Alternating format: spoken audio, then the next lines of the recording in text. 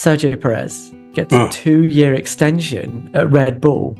Max loves the idea of stability. I think that is sort of taken out of context a little bit in justifying this decision, right? Max doesn't care who he's racing. He wants stability everywhere else in the team. That's kind of where he wants it. So they've competed in other motorsport categories. They've done amazingly in endurance, and they've done great in Dakar.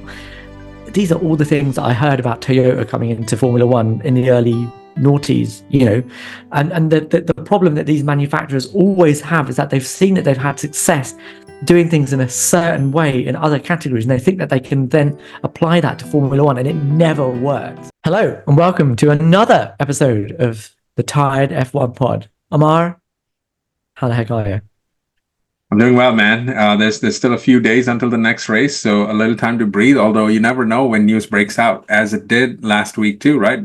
Leading up to the race in Montreal, I thought there was nothing happening, and then all of a sudden, boom, boom, boom. Some contract extensions, some departures post-Monaco, a lot happening, man. Yeah, there was. So we're going to get into a couple of driver moves. We're going to talk about Carlos Sainz at the end of this video, and his dilemma. Where does he go? Does he go to Williams or does he go to Audi? But before we do that, Sergio Perez gets a 2-year extension at Red Bull. I have to say I was a little bit surprised and disappointed at that. That was my initial reaction. But how do you digest that? What did you think? It's weird, right? It feels like the least bit of unsurprising news, and yet it's surprising, right? Because if we came into this year and really looking at the first few races, the first 4 or 5 races, Sergio was doing fine. In fact, you could argue he was sort of a shoe-in for that seat and that extension, right? And then the last few races have been just disastrous in every way. Like I can't think of a worse way to have celebrated your contract extension than what turned up for him this past weekend. I mean, the only good news for Red Bull coming out of that was that Ferrari had double DNFs. Otherwise, they would be in trouble. They could have, if Ferrari had put half a decent performance. That gap might have been closed even with Max winning, possibly, maybe not. But nonetheless, I think Red Bull kind of put themselves in a bit of a weird position. So when I think about why Sergio got extended, I cannot help but ignore the financial aspect of it. I kind of hate to do that as a starting point because Sergio is an outstanding driver in his own right, multiple race winner. At one point was contending for the championship last year. I know it was a very short window, but it was there for a little bit. And he's been nothing but fantastic. And I cannot help but imagine, right? A few years ago, he was out of a seat at Racing Point, soon to be Aston Martin, right? When Seb Vettel went over there. And to fast forward to this particular news, I actually think that could have been a great storyline for us to talk about, in that here's a driver who was pretty much out of a seat for a hot moment there, and then now he's coming back to what will end up being a 5-6 year stint at Red Bull. Unfortunately, that's not been the case. And the only thing I can say is, and this has been said out in public by a lot of Red Bull representatives, is he sells a lot of merchandise, particularly in my back of the woods in the United States and in North America in general. And that seems to be the overriding factor, if anything. Yeah, I think that the timing of the announcement is what makes it the most surprising. Like if it had been within the first 3 or 4 races of this season, Checo was performing pretty well. He was doing the job he was there to do, which was to qualify the car as well as he possibly could, and back up Max in the races. But they announced it on the back of 2 Q1 exits, and then like silly races where he was out in Monaco on the first lap because of his qualifying, and it makes no sense for me that that's the point at which they go, okay, fine, let's give you a contract extension. I speak to my friend and friend of this pod, Baxty B, quite a lot, and he thinks that there's something to do with the internal Red Bull politics, and I think there's definitely some credence to be put to that, right? That Perez has been pretty loyal to the Christian Horner camp, and as we laid out earlier this year, that there's a divide between Christian Horner and the Uvidia family and the Austrian faction within Red Bull, and it seems to be the fact that despite everything that's gone on there, Christian Horner's still there. That perhaps he's coming out on top in whatever internal war is happening at Red Bull, and Sergio Perez has been a person that's been particularly loyal to him, and this has been Perez's reward. All of the pieces that Perez's performance, the timing of this announcement, the length of the contract. So it's not a 2-year, but it is a 1+1. All of that does point to the fact that he has support within the team, and the person that he's going to get that supports him the most is going to be Christian Horner, and I wonder if that has played a part. But can we just talk about the connotations, like the potential projections? What can happen now that Sergio Perez is in the seat for another year? How does that play out in terms of Red Bull's fortunes?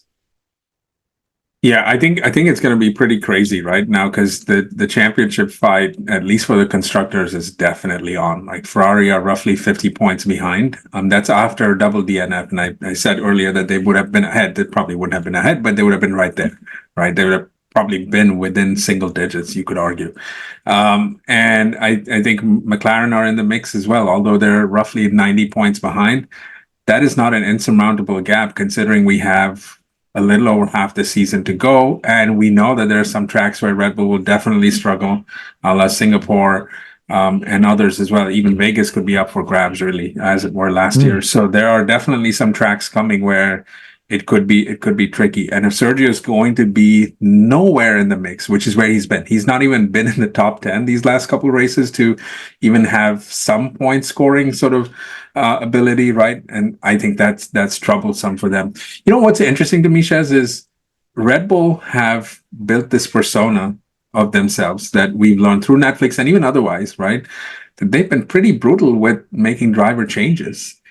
And what's amazing is that they are sticking to Sergio. And I think I hate to sort of get into gossip and sort of conjecture, right? But this does kind of raise a lot of questions about that and say, hey, what's going on here that's causing this to happen, right? Because they didn't mind kicking Alex Albon to the side.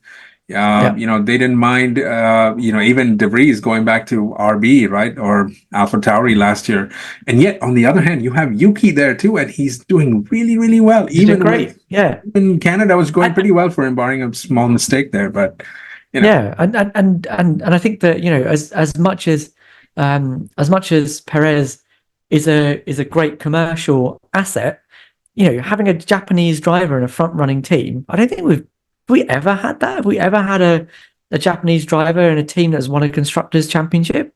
I don't think so. In the last 5 years? No. I don't think so. No. So having Yuki there fulfills that. I think it would be massive in Far East Asia. In my part of the world, it'd be huge news. So I think that's where the commercial side of things sort of falls flat on its face a little bit. But it is a very, very conservative move, isn't it? And if you look at to talk about what you said in terms of the Constructors' Championship, if we say that we have 4 teams currently in the mix for good results in qualifying and in races over the course of the rest of the season, that's 8 drivers. 8 drivers. That's it's essentially the top 10, isn't it? And Perez is not even making it into Q3, right? So he's not getting points for his team. He is not in the mix to contribute to the constructors. And more than that, if Max is in a position where he's behind, he needs someone to cover off somebody's pit stop behind him, he doesn't have anyone. Perez isn't there to help him out. So on both fronts, whether it's the drivers or the constructors, Perez is going to cost them on current form. And that current form isn't just this season. This has been the same pattern for every season in the ground effects era. And I'd argue that even in 2021, yeah, he did a good job in blocking Lewis Hamilton in Abu Dhabi, but actually he didn't score a massive percentage of Max's points that season. You know, it wasn't a great number two performance in the way that Valtteri Bottas did the job to get Merc the constructors that season. And arguably Red Bull had the quicker car that season as well. So they should have won the constructors, but they didn't. And that's down to Perez. So that's for me, that's what, 4 seasons in a row where Perez has potentially been a liability. Yeah, I completely agree with you, and I think the narrative that has come out has been that Max loves the idea of stability. I mean, I think that is sort of taken out of context a little bit in justifying this decision, right? Max doesn't care who he's racing; he wants stability everywhere else in the team. That's kind of where he wants it. So I feel like that's a very weak attempt at sort of trying to bolster this decision when the results just speak quite the opposite. So there we have it. Yeah. Yeah, I think this whole thing says something about the Red Bull driver training program as well, because if you look at the graduates that have come through, so in the past few years, Pierre Gasly, they didn't support him. He wasn't brilliant in the car. It's not, and they shoved him out fairly quickly. Alex Albon's been the same. He was probably pushed out without giving him a proper chance, and he's starting to show what he could actually do at Williams. And now they're kind of recycling. They've got Daniel Ricciardo back in the seat, who, although he had a decent race in Montreal, in general has been fairly comprehensively outperformed by his teammate. Yuki's the guy that I still don't understand why they won't give him a chance. Maybe it's because they know more about his performances than we do, and he's been in that seat now for 3 seasons. So, you know, I don't know. Maybe there is something in that. But even looking outside of the Red Bull stable, there were drivers available. The big one for me was Carlos, and that's the one that potentially was going to upset the apple cart within the team. But as you say, I don't think Max would have really cared. Like he would just keep doing what Max does, you know. So Carlos would have been I think a fairly a solid pair of hands, and would have certainly given them a better prospects in the constructors. But anyway, that ship I think has now sailed, and neatly allows us to put it onto Mr. Sainz Jr. I think he's left with a fairly stark choice. That he could either go to Audi, or, as rumours have it, and James Vowles is quite vociferously put out into the media, that he's a target for Williams, and he seems to be leaning that way. Is that a good idea, or is it folly? I don't feel excited about any of these two ideas, to be honest. Right? These are both gambles that. Seems like a bit of a toss-up, right? Like what is going to work out for him is really hard to know. I mean, look, I think Williams have the right mindset, the right leadership, the right capabilities that are being built around the team. They certainly are advancing and coming into a new generation of what Formula One teams should be doing. I mean, from Excel sheets all the way up, right? At the same time, I don't know the kind of investments they can continue to get in there to kind of make that big leap forward. So it's a bit of a question mark, really. Maybe a bit of a known quantity, considering we have performance right now to go off of, whereas in Audi you have someone who's coming completely new. Although they have amassed the right capacity, and they have Andreas Seidel there already. Carlos has a connection with him. And you know, it could work out there. So I don't know. These are two very unexciting opportunities as they stand right now. And I think it's a gamble either way. Yeah, I mean, Carlos has been unlucky as usual that when the driver merry-go-round happens, he's been locked out of the pound seats, hasn't he? And this is kind of the choice that he's left with. Personally, I think Williams is probably not a bad option, at least for the first couple of seasons of of a new rule set. One, we know they're going to have a Mercedes power unit, and if rumor is to be believed, Mercedes has got an absolute dynamo under them. So that would be, placing himself at a team that have that would be good. And yeah, as you say, they are a known quantity. They're a team that are up and coming. I don't really buy the investment thing at the moment. I think Dorilton are putting in the money that is needed, and James Vowles is fighting from a political point of view as well, to get the advantages that their team need. Like, he's much more dynamic than anybody that Williams has had up until now, and he's been given the license to do that. On that front, they are going to progress forwards. They're going to get the infrastructure. So by 2026, you'd expect that they'd have some of that in place to make the most of the opportunity that a new rule set presents to them. Whereas Audi, look, like I've heard a lot of stuff about Audi and how they're a massive, multinational team.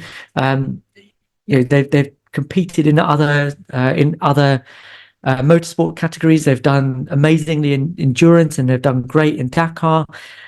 These are all the things that I heard about Toyota coming into Formula One in the early noughties, and the problem that these manufacturers always have is that they've seen that they've had success doing things in a certain way in other categories, and they think that they can then apply that to Formula One, and it never works, right? How you win in Formula One is very different to how you win in any other category, and I think they'll be in for a rude awakening.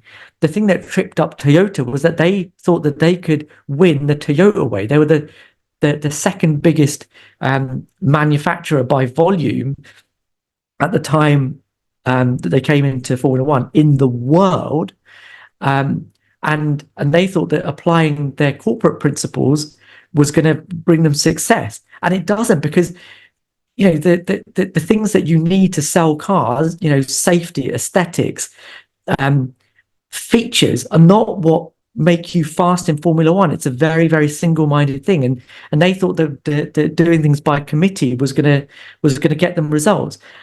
Audi, I think, from what I have seen, think that they can also come in and do this the Audi way, and that's not how you do it. The way you do it is what Mercedes have done, which is to buy a team, let the Formula One team do the Formula One thing and win it the Formula One way, and just reap the benefits of a specialist team doing a specialist job.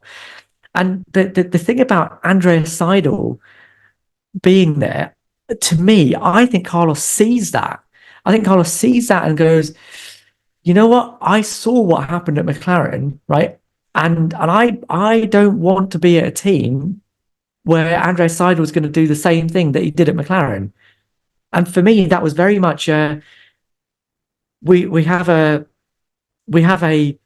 wind tunnel coming next year, so we have to wait till next year for the results to happen. We've got a driver in loop simulator coming next year, so we have to wait till next year for results to happen. He left, right? And as soon as he left, Andrea Stella turned up and he said, there's no excuses. We need to be doing the business now. And they have. Yes, the wind tunnel has now come on song, but they were doing this last year when they didn't have the wind tunnel, right? That shows me that the potential was there within the team, and Seidel didn't let that happen. And I'd be worried that that's going to happen again at Audi, and even more than that, he brought across James Key, the guy that was fired essentially from McLaren to lead their technical team. I have very little confidence in that, and I wonder if Carlos is seeing that, and that's why he's not wanting to go to Audi, and why Williams is a much better option for him, even if it's not a works team. Rant over. No, that's fine. That's perfect. The only thing I would add is there's this sort of one lingering thing in the background that I think could be very, very exciting. We've heard about Adrian Newey be excited to go to Ferrari. We've also heard about him potentially being excited to go back to Williams. And I'm not suggesting by any stretch that is a possibility, but we haven't heard anything one way or another, so you'd never know. I think a lot of that is coming from James Vowles, though, who's trying to sell the benefits of coming. So is everyone else, right? But yeah, you're right. And he's quite realistic about it. Look, we're not in a position where we're winning world championships this year, but we are a team that is looking to build, and we're upwardly mobile, and that's a good way to sell it. But I think that what they need is not what Adrian Newey brings, yes, Adrian Newey can tell you what you need in terms of infrastructure and stuff like that, but there are other people that are able to do that just as well as Adrian Newey can. It's fair. What Newey can bring, that little extra magic, is something that Williams can't capitalize on right now, and something that somebody like Ferrari might be able to capitalize on, especially the Ferrari that we see today. Yeah. So I don't think that would be a good move. No, I don't think either, but I think it's a bit of a wild card, right? Yeah, I also don't think it would necessarily benefit Williams in the way that they think it would. But it would sound exciting. That's all I meant to say. Doesn't it? All right, and so cool. And on that note, I think it's time to draw this one to a close. As usual, please subscribe if you like what we're doing here. Please leave us a comment. We read every single one of them, and we reply to absolutely as many as we possibly can. We will see you in the next one. Later.